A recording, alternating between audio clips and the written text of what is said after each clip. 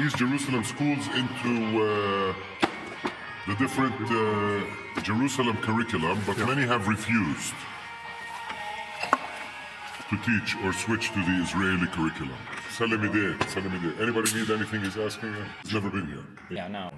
That person who's saying this has never been here. I agree, but I don't even care if they've been here now. The issue, though, is that like things like being able to have unrestricted movement, or being able to build more, or having dignity or honor as a person or a family. Yes. These are the important issues. But instead, it's like, well, they're getting murdered every day and they're starving in the streets, and that's what's talked about. And the whole conversation is so stupid. I think, having met some of the protesters in my hometown, Where in Scotland? yeah, just in Scotland, yeah. Oh, they're demonstrating there too. Yeah. The whole world is, for Palestinians. They're demonstrating, because the university is right next to the mosque, so the people from the mosque were coming and feeding them, and all, so the people there seemed fine. Like they were quite level-headed with like the arguments that they were making. But I think the problem has been that these like bigger like Ivy League places are just like. I think the protesters are probably mostly well-intentioned, but the leadership and the kind of directions that they're being given, I think, are not very helpful.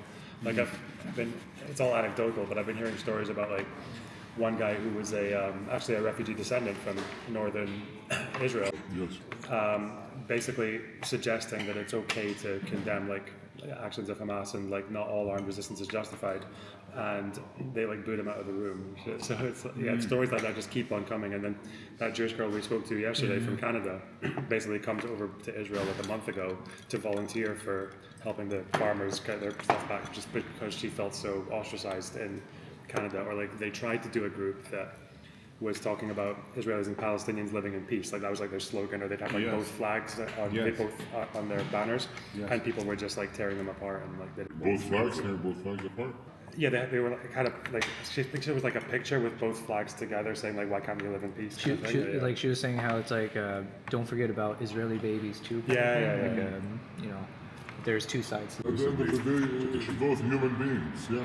Like when you say both sides, if you say both sides in like certain communities, especially in like left-leaning places, they get like both sides is supposed to be like a joke, right? Like both sides is supposed to be like, oh, there's the slave and the slave owner. Both sides have a point. They see it that way. The way I see it, like what you see on the news and online, it's like, you remember Black Lives Matter, or like any of the things where you see like there's protests and there's Yes, George Floyd. Yeah. But then it's like, obviously most sane people would look at a riot and say there's a line that you're crossing perhaps at some point where it shouldn't be allowed or shouldn't be okay. And I feel like this is like a verbal riot, not verbal, but it's like not a physical riot, but it feels that way in so many ways, where it's like protesting and like there's nothing wrong with that. But then once you get hateful or Protest, in my opinion, protest means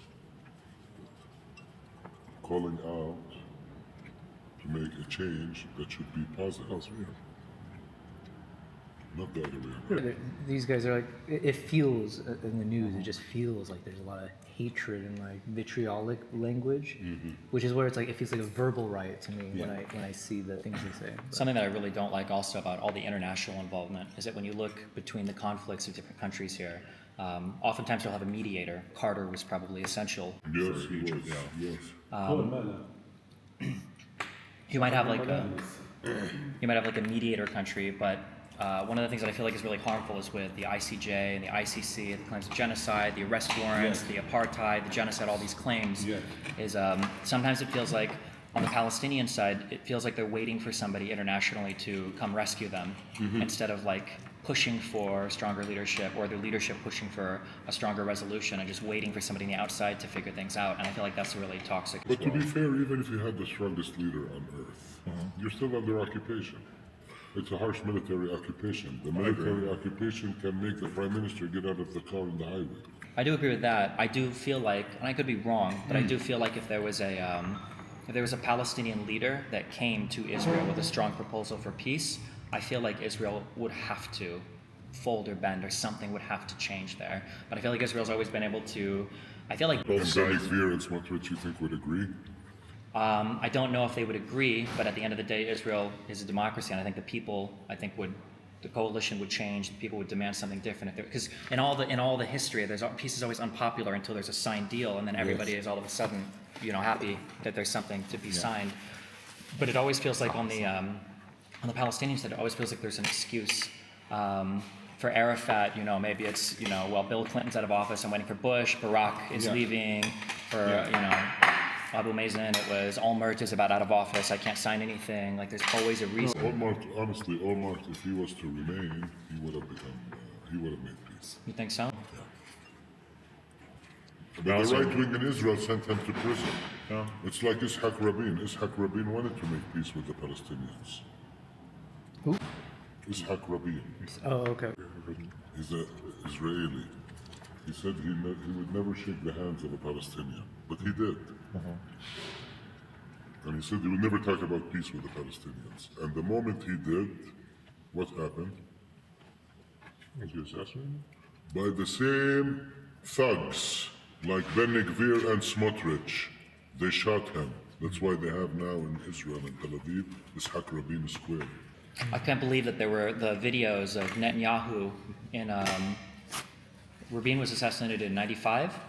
That Netanyahu weeks before was marching with people next to a black coffin with Rabin's face on it. It was unbelievable. Unbelievable, Zion Square, they put that, Yeah, as the Oslo Accords were starting in 93, I believe it was in 94, was that the Cave of the Patriarch shooting? Peace if he was not sent to prison. They sent him to prison because he drew a map of the two states. But we don't need a new resolution. We have the Oslo Accords. Let's implement the Oslo Accords and we can have peace. What's the Is Israel difficulty? willing to accept an independent Palestinian state now? I feel like the problem is nobody knows what that's. Well, looks according to like. Smotrich yesterday, he said that's the only way possible. He said even though many Israelis are against it, he said the only people that can take over Gaza is the PA and eventually an independent Palestinian state. Smotrich said that? Yes.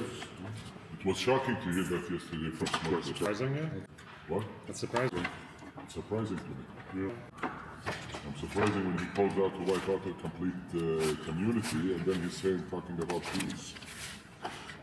I just don't understand, like, how, in what's supposed to be like a liberal democratic country, and they have those people in their government saying that shit. Yeah. I think Smotrich, like 2 days later, he said he misspoke. I'm like, I mean, if security is his chief concern, if he sees the PA as a... Does Smotrich ever call Abbas like a terrorist, or is that only the United States and other parts of the Israeli government? No, I don't think he's a fan of them. Okay. Because, I mean, pretty sure Israel does enjoy, to some extent, the relationship they have with the Palestinian Authority. Enjoy? Yeah? They love it. Yeah. It's the best thing. It's the best thing for Israel. Has Biden visited Israel since? I have no idea. Put the politics on the side. The people want to live in freedom, safety, and dignity. On both sides. We did see a You can't say I want peace and I'm coming to steal more land in the West Bank and building more Israeli settlements. What absentee land? It's land owned by Palestinians who have the land deeds. You are in Dubai now, so you own property. Can I come and say my holy book says this is not Dubai, this is Wonderland? What kind of people are you normally doing these tours with? University students, undergrad, grad, church leaders, movie stars. Which way do the university students usually lean? Pro-Palestinian, pro-Israel, or they're neutral, or? They come really unknown at times, not knowing what's happening. Once they see the reality on the ground, they change. Their perspective changes. They finally realize and they see facts on the ground and they say, we need to have a solution. Because we see that the Palestinians are suffering. Both sides should be able to live in dignity.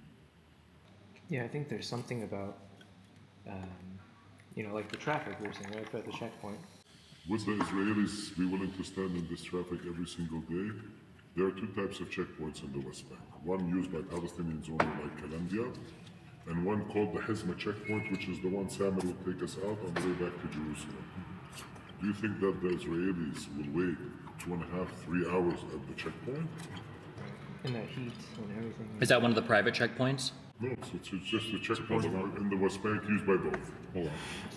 Settlers commuting from the West Bank into Israel proper. They won't.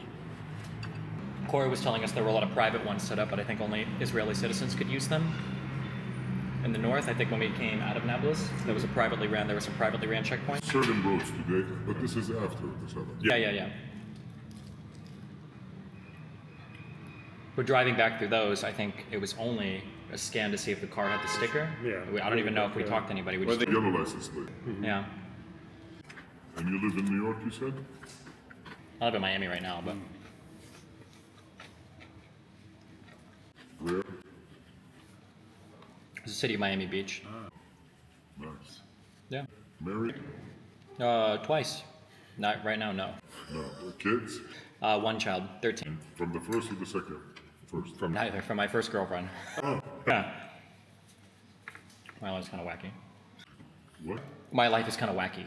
Yeah. Sounds like you said your wife is kind of wacky. Yeah, she was wacky too. But, yeah. But I'm pretty wacky, so. For writing for the New York Times, do they ask you for pieces or ask you to cover something? Or do you just say, like, I've got something I want to write? Or No, we're pitching stories all the time. they pitch, you pitch them? Yeah. Okay. Do you ever read, do you have any collaboration with anyone else in the New York Times? Or you just pitch them a story, you write it for them, and that's it? I know them all from the top to the bottom. Okay. Do you feel like their office, the editorial board, everybody, do you feel like they have a good understanding of what's going on here? Or? Yeah. Yeah? Okay.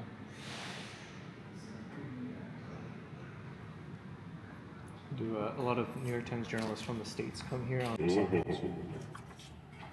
Oh, man. Especially after the 7th of October.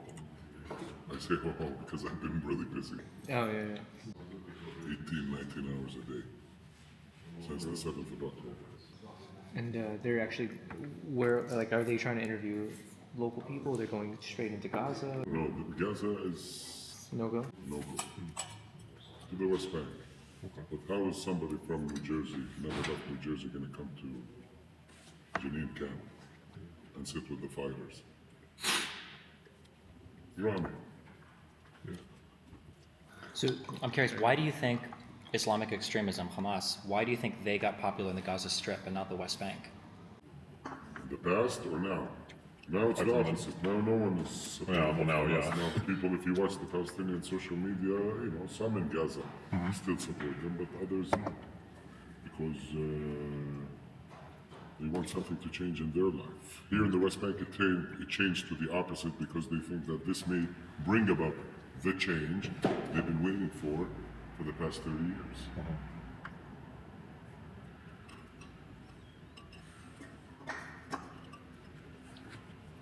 so a lot of the journalists that come over, are they mostly coming here also neutral, or they have a story kind of in mind, or I guess? So, I mean, if the IDF goes into the camp to arrest someone and they bulldoze the grounds and they rip the infrastructure and the sewage, etc., and they shoot someone from behind, I mean, any human being would say, this is wrong.